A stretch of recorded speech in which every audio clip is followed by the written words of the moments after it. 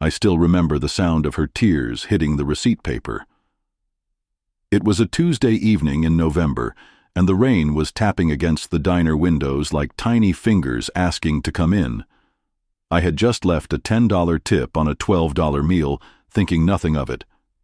But when that young waitress saw it, she broke down right there at my table, clutching that crumpled bill like it was a lifeline thrown to someone drowning.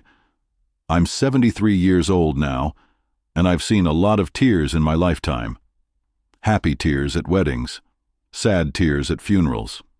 But the tears I saw that night were different. They were the tears of someone who had been holding their breath underwater for so long they'd forgotten what air tasted like, and somehow, without knowing it, my simple $10 tip had given her permission to breathe again. You might wonder why a $10 tip would make anyone cry. In fancy restaurants downtown, people leave 20s and 50s without blinking. But this wasn't a fancy restaurant. This was Margie's Diner on Route 47, where the coffee is always too hot and the pie is always yesterday's. And that waitress wasn't crying because $10 was too much or too little. She was crying because it was exactly what she needed, exactly when she needed it. Sometimes God works through the smallest gestures, using ordinary people like me who don't even know they're being used. Scene transition, gentle fade. My name is Harold, though most people who knew me well called me Hal. I say knew because these days there aren't many people left who know me at all. My wife Patricia passed away 3 years ago, after 51 years of marriage, 51 years of her humming in the kitchen while she cooked, 51 years of her cold feet finding mine under the blankets, 51 years of her laugh filling up the empty spaces in our house. Now the house is all empty spaces. Our children live far away. Jennifer is in Seattle with her husband and 3 kids. Michael is in Boston, always busy with his law firm. They call on Sundays sometimes. They visit on Christmas, usually, but most days it's just me and the silence, which has become a sort of companion itself. You learn to live with silence after a while. You learn to cook for one. You learn to have conversations with yourself just to hear a voice in the house. That's why I started going to Margie's Diner every Tuesday and Thursday evening. It wasn't about the food, though their meatloaf is decent enough. It was about being around people, hearing the clink of silverware and the murmur of conversations, watching life happen around me, even if I wasn't really part of it anymore. The diner sits on the edge of town, in that forgotten strip where the car dealerships used to be before they all moved to the new shopping district. It's the kind of place with cracked vinyl booths and fluorescent lights that flicker just enough to give you a headache if you stay too long. But it's real. The people who eat there are real. Construction workers grabbing dinner after late shifts. Single mothers treating their kids to pancakes for dinner because it's all they can afford. Old folks like me who just need somewhere to go. I always sat at the same booth in the corner, where I could see the whole restaurant but also disappear into the shadows if I wanted to. The waitresses knew me by now. They knew I wanted coffee, black, and whatever the special was. They knew I didn't need much conversation, just a smile and maybe a comment about the weather. But that Tuesday in November, there was a new waitress. She couldn't have been more than 25, with dark hair pulled back in a ponytail that had seen better days. Her uniform was clean but worn, the kind of worn that comes from too many washes and not enough money for a new one. She moved between tables with a tired efficiency, the way people move when they're running on empty but can't afford to stop. I noticed her hands first.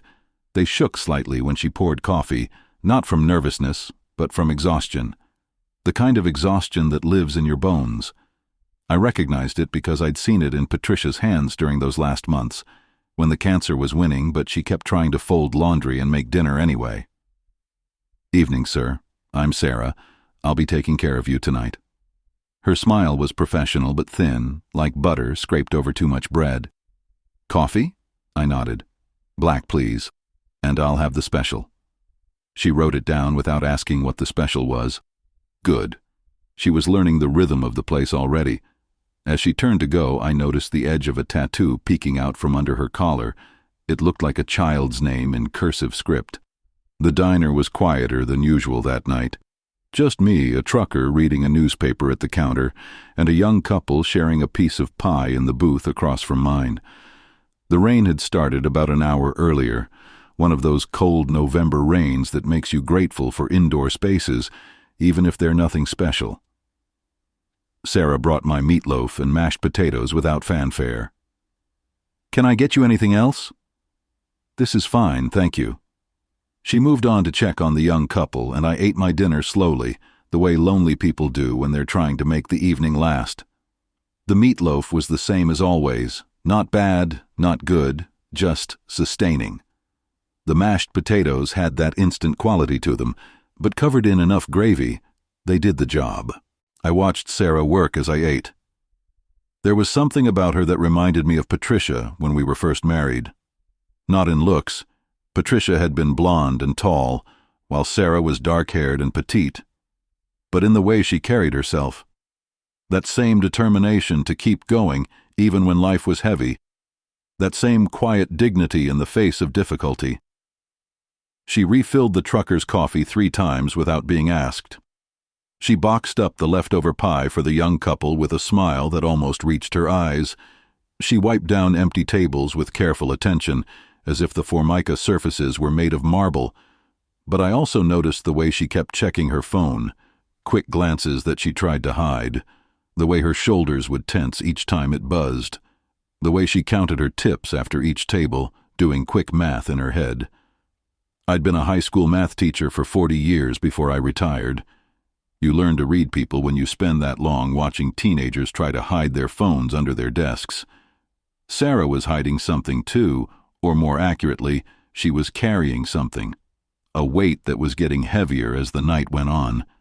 When she came to refill my coffee for the second time, her hand shook more noticeably. A few drops splashed onto the table. "Oh, I'm so sorry." She grabbed a napkin immediately, her face flushing. "Let me clean that up." "It's all right," I said gently.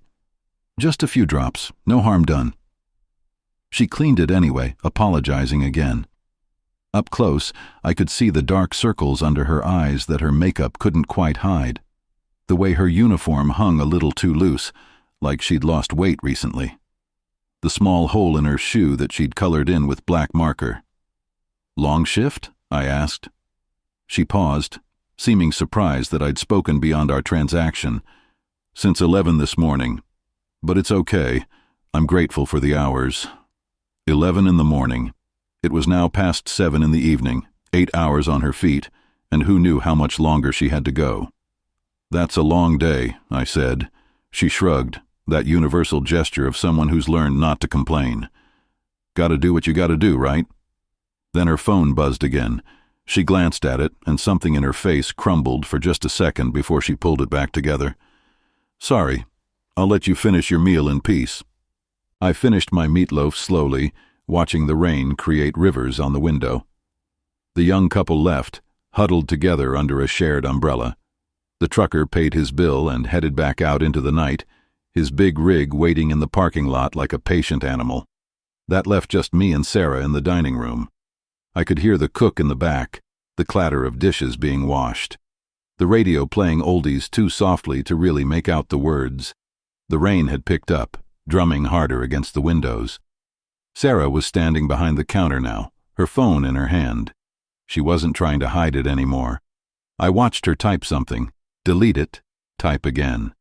Her face was a study in worry, the kind that comes from problems that can't be solved with good intentions or hard work alone. I thought about Patricia then, about all the time she'd stood at our kitchen counter with that same look, usually when the bills were piling up faster than my teacher's salary could cover them. We'd always figured it out somehow, a little creative juggling here, a little sacrifice there, but we'd had each other. Sarah's ring finger was bare, and something told me she was juggling alone. When she brought my check, I was ready. The total was $12 and change. I pulled out my wallet, found a 20 and a 10. I'd been planning to leave my usual $3 or $4 tip. 20%, like Patricia had always insisted, was proper, but something made me pause. I looked at that $10 bill. Hamilton's face stared back at me, stern and unsmiling. It wasn't a lot of money, wouldn't even buy a decent lunch most places these days, but sitting there in that nearly empty diner with the rain coming down and that exhausted young woman trying so hard to hold it together, it felt like more. I placed the 20 on top of the check and laid the 10 beside it. $30 for a $12 meal, an $18 tip. More than I'd left anyone in years. Sarah came to collect the check. She picked up the bills, started to make change. Then she stopped, counted again, looked at me with confusion. "Sir, I think you made a mistake. You gave me too much." I shook my head. "No mistake." She looked at the bills again, then at me. "But this is an $18 tip. That's more than your meal cost." "I know." That's when it happened. Her face just crumpled, like a dam that had been holding back too much for too long. The tears came suddenly without warning. She tried to stop them, pressing her free hand to her mouth, but they kept coming. "I'm sorry," she gasped. "I'm so sorry. I shouldn't." "It's all right," I said, feeling alarmed and helpless. "Please, sit down, just for a moment." She shook her head but sank into the booth across from me anyway, still clutching those bills. The tears kept coming, silent now but steady. "I'm being so unprofessional," she whispered. "You must think I'm crazy." "I think you're human," I said, "and I think you needed that $10 for something specific." She looked up at me then, really looked at me. Her eyes were brown, like Patricia's had been. Full of pain but also something else.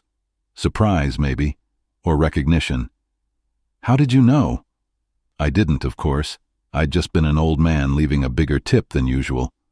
But sometimes the universe works through us in ways we don't understand. "Tell me," I said gently. She wiped her eyes with a napkin, took a shaky breath. "I have a daughter, Emma. She's 18 months old. Her dad, he left when I was 6 months pregnant, said he wasn't ready to be a father." I nodded, saying nothing. Sometimes the best thing you can do is just listen. "I've been doing okay, working 2 jobs, making it work. My mom watches Emma when she can, but last week my car broke down, the transmission. It was going to be $1,200 to fix, money I don't have. So I've been taking the bus, which means paying for extra daycare because the bus schedule doesn't match my work schedule." She paused, looked down at the bills in her hand. "Today my mom called. She's sick, can't watch Emma tomorrow. The daycare wants payment up front for the extra day. $40. I have $32 to my name until Friday.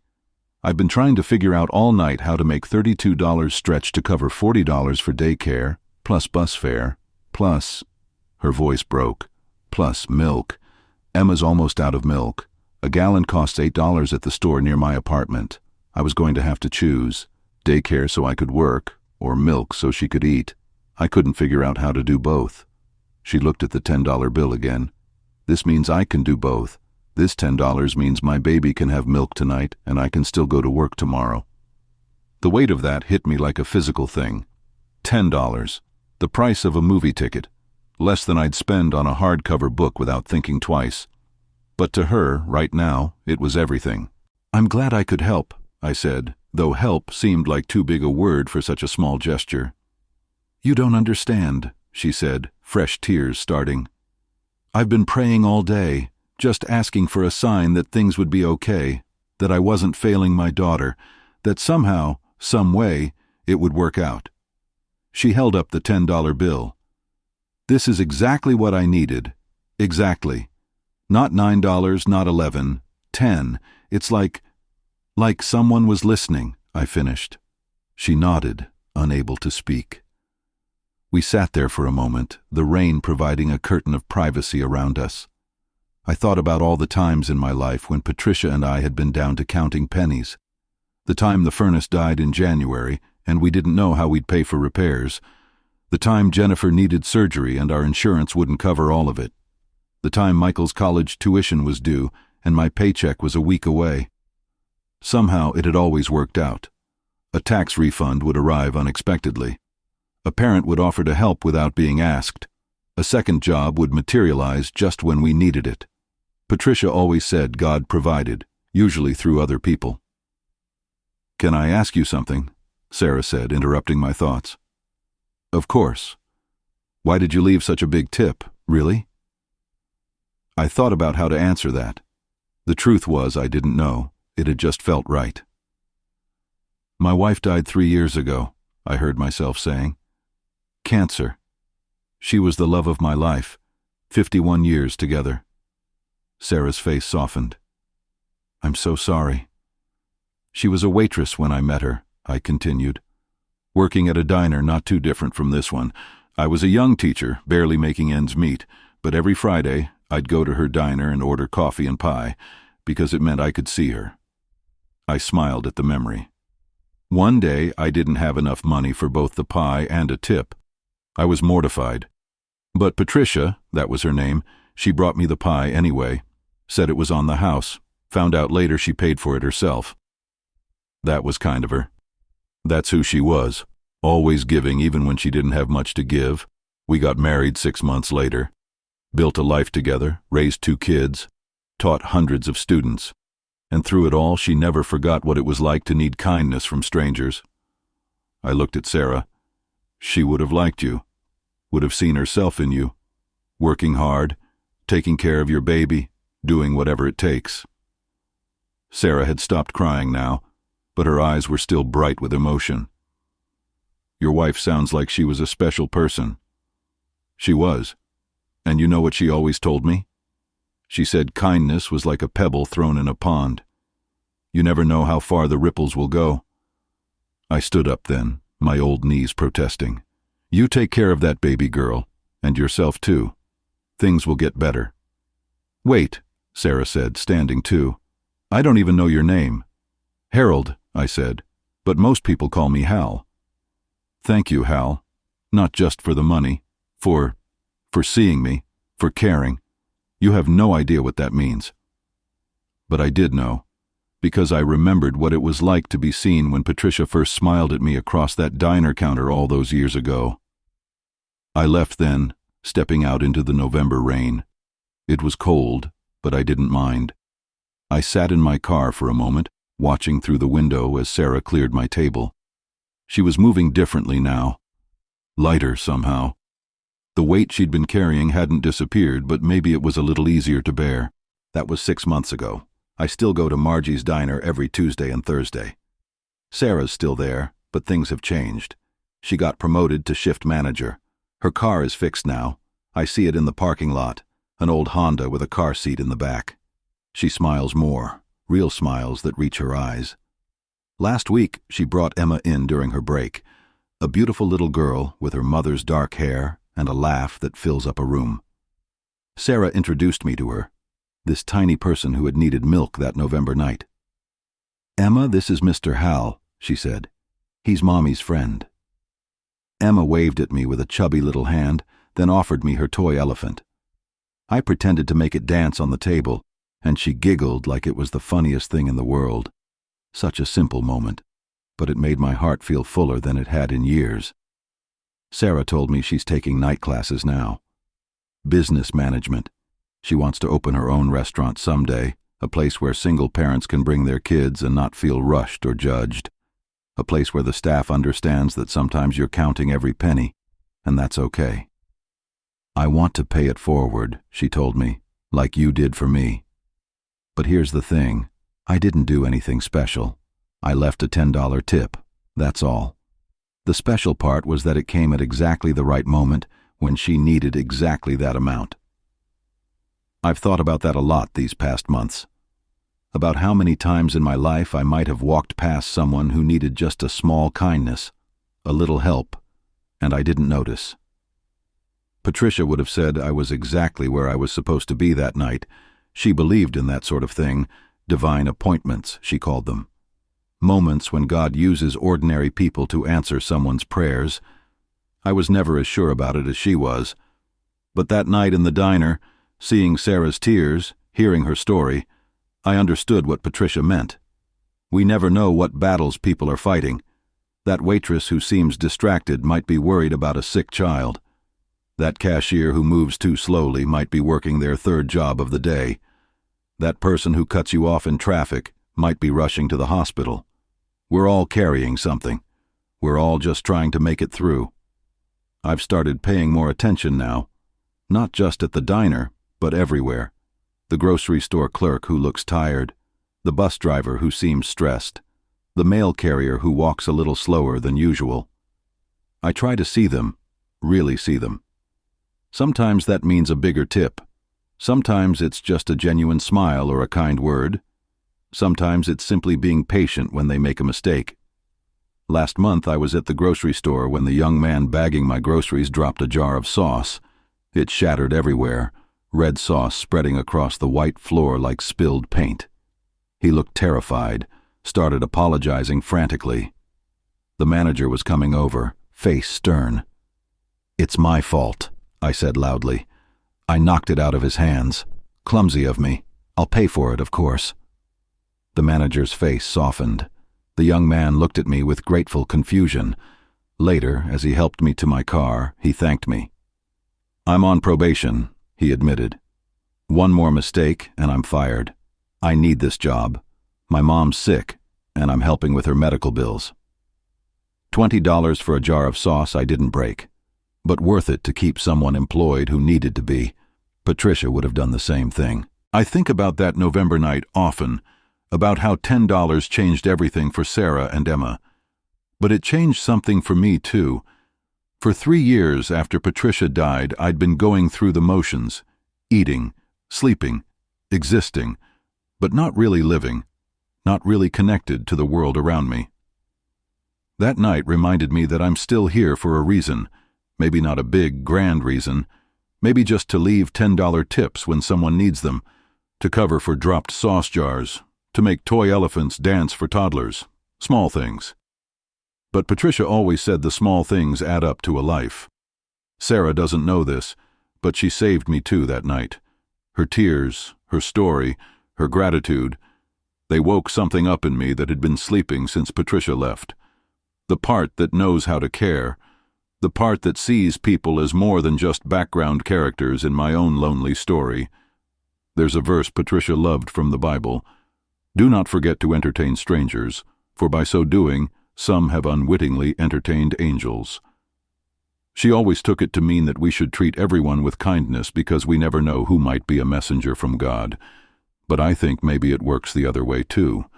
Maybe sometimes we're the angels, sent to help someone at exactly the right moment, even when we don't know that's what we're doing. Yesterday was Tuesday. I went to the diner as usual.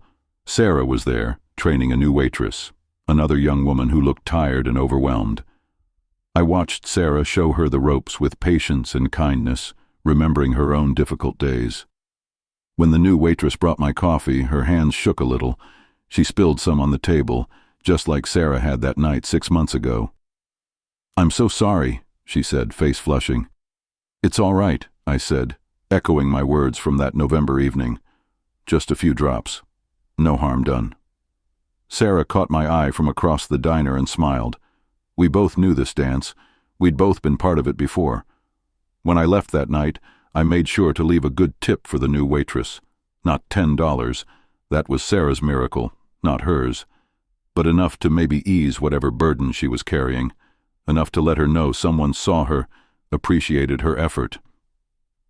As I walked to my car, I felt Patricia's presence the way I sometimes do, not like a ghost or anything supernatural, just a warmth, a certainty that she would be proud, that she would understand why I spend my evenings in a run-down diner, leaving bigger tips than necessary. "The ripples," I could almost hear her saying. "You never know how far they'll go."